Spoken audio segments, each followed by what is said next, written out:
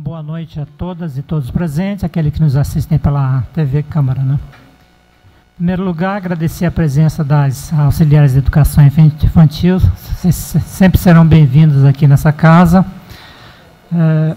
Hoje nós tivemos uma reunião com o secretário de Educação para ele expor, né, para os vereadores presentes a situação de como é que está o estudo das auxiliares da categoria dentro da prefeitura, né?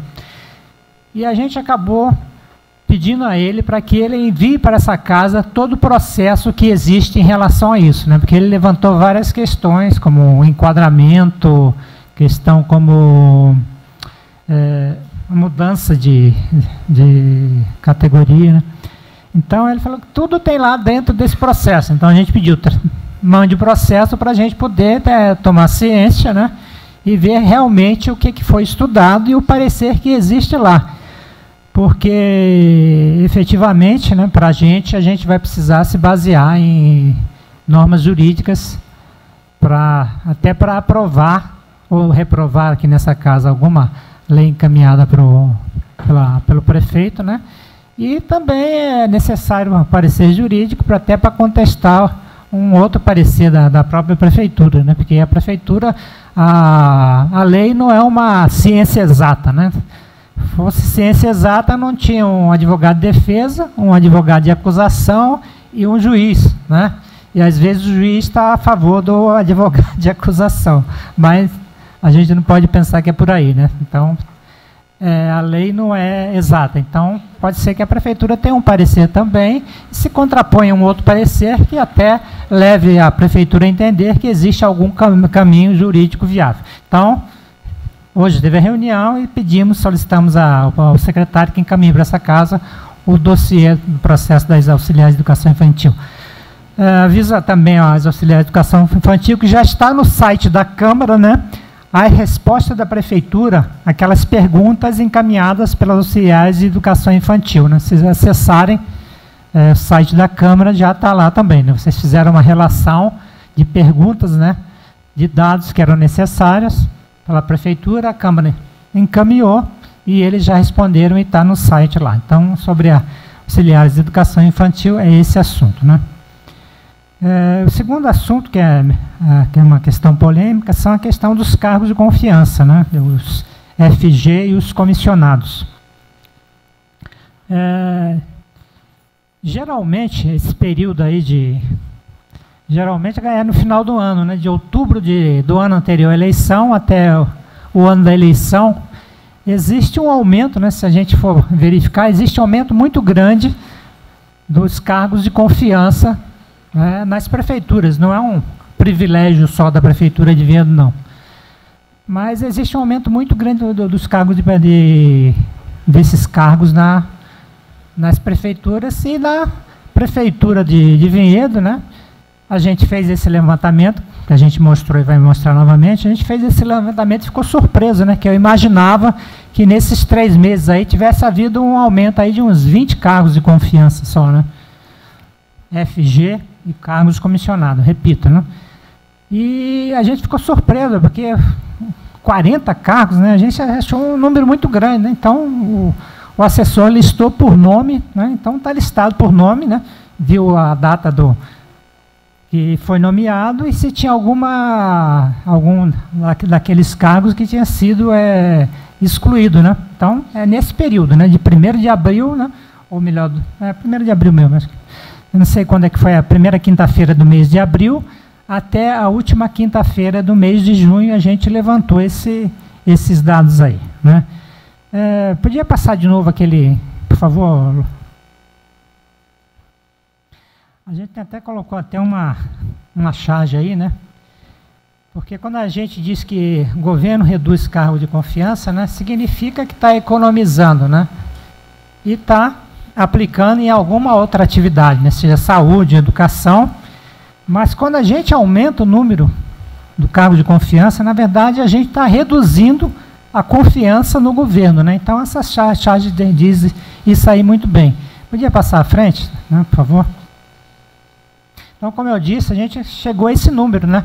Se tem algum erro nesse número, é erro nos boletins municipais da prefeitura, Ou seja, nomearam gente sem ter tirado outras pessoas, né, daqueles cargos, né? Então, só se foi isso. Fora isso, foi batido boletim a boletim e deu esse número aí entre cargos ou funções de confiança.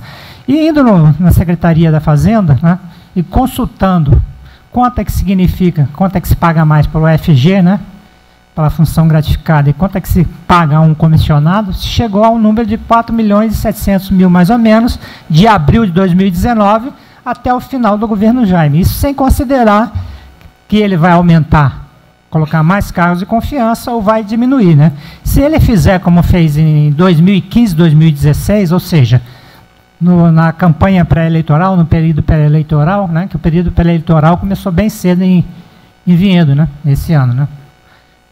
Começou logo, foi mais ou menos em abril, né? Coincidentemente, em abril começou, né? Quando começou disputas, denúncias entre possíveis pré-candidatos, e começou mais ou menos em abril, justamente quando aumenta aí o número de cargos e funções de confiança na prefeitura. E se você pegar esses valores aí, dá 5 milhões. Agora, se fizer como ele fez em 2015, 2016, assim que passar a eleição, ele vai demitir aí a maior parte desse povo aí, né? Porque, efetivamente, as contas da prefeitura vão estar lá em cima, já deve estar estourando, né, o limite daquele limite que o Tribunal de Contas coloca para a prefeitura para as prefeituras poderem gastar, né? Não só as prefeituras, estados e municípios gastarem, né? Então, ele vai fazer exatamente como fez em 2016. Passou a eleição, ele manda a maioria embora, né? E fica só com o mínimo necessário para tentar atingir aquele mínimo que é imposto pela Tribunal de Contas do Estado de São Paulo. Em 2015, por exemplo, ele não conseguiu atingir esse número. Pode ir apagar aí, que aí eu vou para um outro assunto. Obrigado, Soninha. O terceiro assunto aí que é muito importante também é o plano de mobilidade urbana. Já está nessa casa a discussão de um plano de mobilidade urbana. Esse plano diz o quê? Esse plano diz que novas vias serão abertas em Vinhedo, como é que se dará a preferência na mobilidade da cidade, vão ser dado mais preferência a automóveis de passeio, vai ser dado mais preferência ao transporte público, vai ser dado mais preferência à locomoção através da pé ou bicicleta, né? Então, dependendo do que se defina como preferência na cidade, nesse plano de mobilidade, aí você vai ter que adequar as calçadas, por exemplo, né? Vai dar preferência à movimentação a pé. Vamos adequar, então, as calçadas da cidade. Vai dar preferência ao transporte através de bicicleta. Então, vamos fazer ciclovias na cidade. Vai dar preferência ao transporte coletivo, né? Isso tudo no sentido de diminuir esse acúmulo de veículos que tem em Vinhedo e esse transtorno que ocorre na cidade aí já nos horários de pico, né? Então, vai dar preferência ao transporte público. Então, nesse caso, tem que melhorar o transporte público, né? Tem que fazer uma nova licitação e adequar, né, a qualidade do serviço, né? O serviço é um preço justo com qualidade adequada, né? Porque do jeito que está o transporte público na cidade, né, e a falta como eu diria, a falta de... Fugiu a palavra agora. Não, planejamento, mas não é só planejamento, porque não tem linhas, a falta de linhas, apareceu a palavra, né? Porque não tem linhas para todo lugar onde você precisa ir. Eu mesmo, quando eu morava no Rio de Janeiro, tinha linha para qualquer lugar, usava transporte público normalmente. Aqui eu não consigo usar transporte público. Quando eu cheguei em Vinhedo, eu andei muito de bicicleta, e depois comprei uma mobilete, né? Depois aí é que eu fui usar o carro. Mas não conseguia simplesmente usar transporte público. É uma dificuldade. Então, o plano de mobilidade urbana que está em discussão nessa casa vai ter uma audiência pública, né, em agosto, 8 de agosto, todos estão convidados, e também será discutida essas questões de mobilidade urbana na cidade e serão ouvidos os cidadãos sobre isso. Tá? Muito obrigado por essa noite, é só.